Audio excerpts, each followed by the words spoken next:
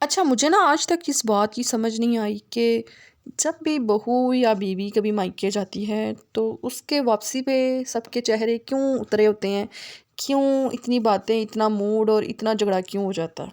वो बात जो हम मायके जाने से पहले भी सुन सकते हैं, मायके जाने से पहले भी हर बात बर्दाश्त कर सकते हैं, लेकिन वही बात हम मायके से जब भी आते हैं तभी बहुत ज़्यादा बातें सुनने को मिलती हैं। मुझे समझ नहीं आती कि आखिर हमारे जानने से इतना मसला क्यों हो जाता है, या कह लें कि मुंह लटक जाते हैं, मुंह उतर जाते हैं, शक्लें बन जाती हैं कि क्यों गई थी, किसके लिए गई थी यार। औरत जो जाती है ना वो अपनी माँ बहन के लिए जाती है, अपने अब्बू के लिए जाती है, अपने भाइयों के लिए जाती है। अगर कहीं और चली जाएगी फिर मूड ऑफ नहीं होता, लेकिन जब भी उसने मायके जाना है तभी ही सबके मूड ऑफ हो जाते हैं कि ये मायके चली गई है, पता नहीं कब आएगी। और बेशुमार इस तरह के दिमाग में इतने सवाल उठते हैं बाज़ दफ़ा, और बाज़ दफ़ा मैं ख़ुद सोचने में मजबूर हो जाती हूँ कि अच्छा भला छोड़ के जाते हैं खुशबाश राज़ी बाज़ी छोड़ के जाते हैं, दैन उसके बाद ये मिलने को मिलता है जी ये गई हुई थी। हालत देखो अपनी, बच्चों की देखो, बच्चे कैसे हो गए हैं, बच्चों का रंग उतर गया है, लगता है उधर कोई इसको रोटी नहीं था देता, लगता है उधर धूप में रखती होगी।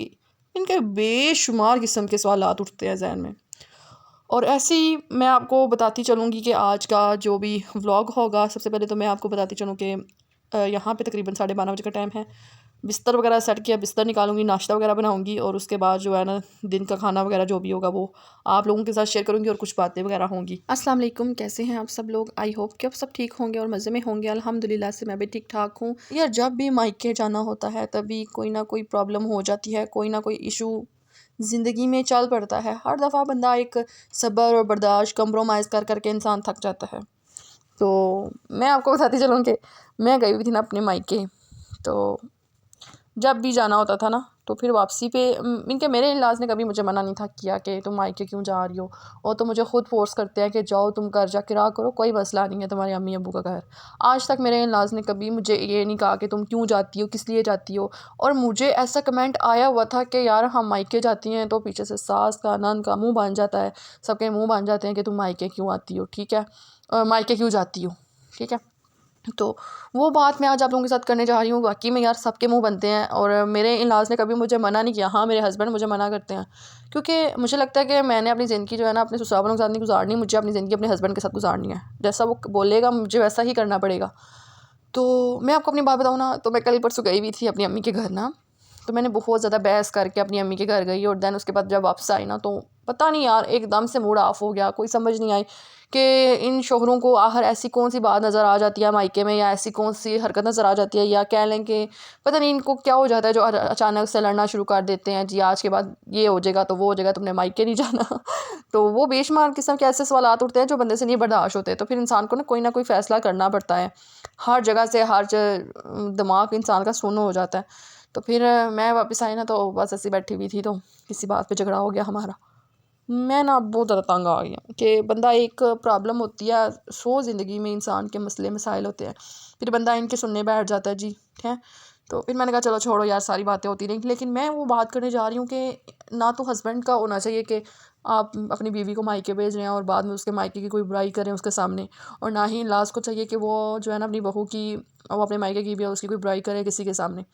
औरत हर चीज़ बर्दाश्त कर सकती है। औरत सिर्फ बर्दाश्त नहीं करती तो वो अपने मायके वालों की कोई बात बर्दाश्त नहीं करती, क्योंकि औरत चाहती है कि ज़ाहिर सी बात है वो अपने माँ बाप के साथ इतनी ज़िंदगी गुजार के आई होती है। फिर जब आप उसके माँ बाप के बारे में बातें करेंगे तो ज़ाहिर सी बात है दिल में तकलीफ़ तो होगी।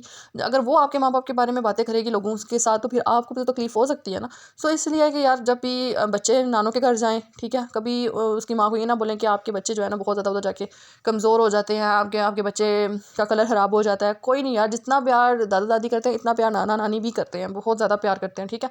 और यकीन करें कि मैंने अपनी ज़िंदगी में ये देखा है कि जितने भी माँ बाप होते हैं ना वो अपनी बेटियों के बच्चों से बहुत ज़्यादा प्यार करते हैं। शायद इतना दादा दादी भी प्यार ना करते हों जितना बेटी के आने से वो खुश हो जाते हैं, उनका ख्याल रखते हैं, अच्छा अच्छा खाना खिलाते हैं।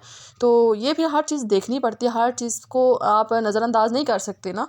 तो ये चीज़ ज़रूर देखा करें। मेरी उन हस्बैंड से रिक्वेस्ट, अगर कोई मेरी वीडियो देख रहा है तो मैं उन्हें ये बोलूँगी कि कभी भी अपनी बीवी को ये टोंट ना लगाया करें कि मायके जाती हो तो उधर जाके खर्च किया करो। अगर आपकी बीवी मायके जाती है ना, ये आपका फ़र्ज़ बनता है कि उसको पैसे देकर भेजें, ठीक है, उसको कपड़े ला कर दें, और उसको जो उसके इनके वहाँ पे जाके अपने भाइयों के आगे, अपने बाप के, अपनी माँ के आगे हाथ ना फैलाएं।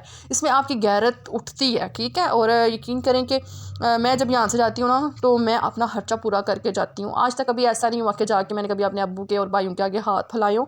इससे आपकी इज़्ज़त में बहुत ज़्यादा फ़र्क पड़ता है और आपकी बीवी की इज़्ज़त के बारे में ना बहुत ज़्यादा फ़र्क पड़ता है। अगर आप ये कुछ छोटी-छोटी बातों को सीख लेंगे, इग्नोर करना शुरू कर देंगे ना, यकीन करें कि आपकी ज़िंदगी बहुत हसीन हो जाएगी। उम्मीद करूँगी कि आपको मेरी ये बात ज़रूर समझ आई होगी, क्योंकि आपको पता है कि जब हम इन चीज़ों पे अमल करते हैं ना, तो बहुत सारे रिश्ते हमसे पच जाते हैं, ठीक है? और इसी तरह अगर आप चाहते हैं ना कि आपकी बीवी आपके माँ-बाप की इज़्ज़त करे, आप लोगों की बात सुने, तो आप जो है ना इस तरह मायके के हालात उनके बारे में कुछ भी ना बोला करें। जैसा भी हो बस खामोशी से गुज़ारा करें, क्योंकि ये टाइम तो गुज़र ही जाता है, लेकिन वो बातें, वो यादें हमेशा इंसान के ज़हन में घूम रही होती हैं कि यार इस बंदे ने ये बात बोली थी या मेरे हस्बैंड ने ये बात बोली थी, तो इंसान सोचने पे मजबूर हो जाता है।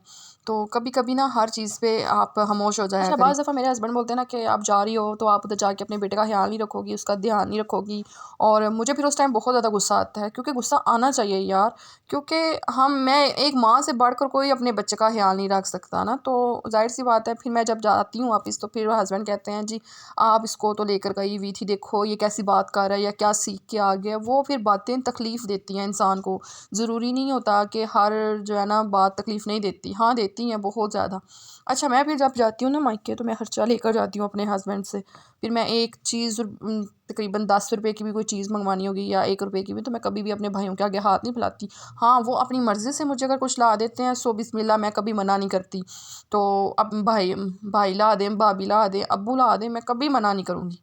लेकिन अगर मैं माँगूँगी तो फिर ज़ाहिर-सी बात है वो भी तो दिल में सोचेंगे 100 दफ़ा कि पता नहीं हमारी बेटी के पास पैसे नहीं है या उसका शौहर उससे पैसे नहीं देता।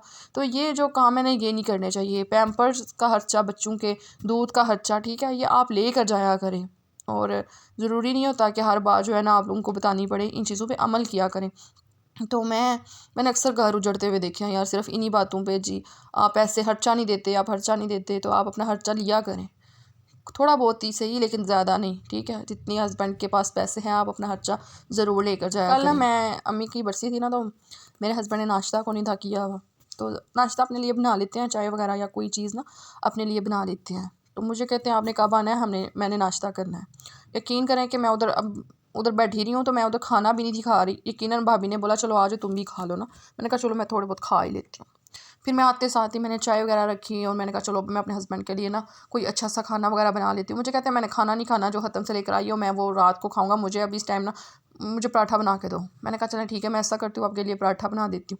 फिर मैंने उनके लिए ना जल्दी से पराठा बनाया, और ऐसे ही ना ज़ाहिर सी बात है, जब हम ज़िद करके बैठ जाते हैं जी जाएँ आप बाज़ार से नाश्ता कर लें, मैं नहीं आ रही, मैं रात को आऊँगी, इस तरह बेशुमार घर बर्बाद हो जाते हैं। और मैं आपको बताऊँ, अगर आप अपने हस्बैंड के साथ अच्छा रवैया रखेंगी ना, तो सारी ज़िंदगी यकीन करें कि खुश रहेंगी।